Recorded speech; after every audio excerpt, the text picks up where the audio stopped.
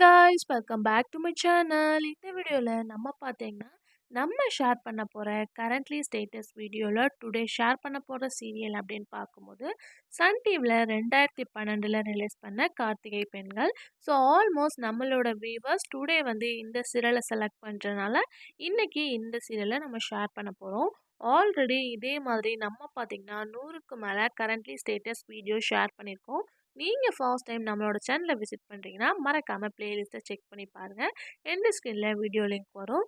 So இந்த serial ஸ்பெசிஃபிக்காக Sun டிவியில் தான் வந்து ரிலீஸ் பண்ணாங்க கார்த்திகை பெண்கள்.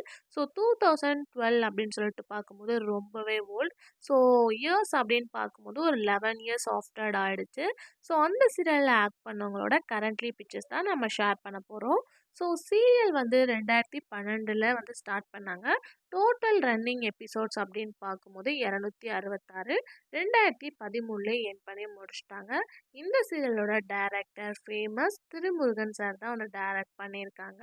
ஸோ சீரியலோட ஸ்டோரி அப்படின்னு பார்க்கும்போது ஹீரோயின் வந்து சாரு.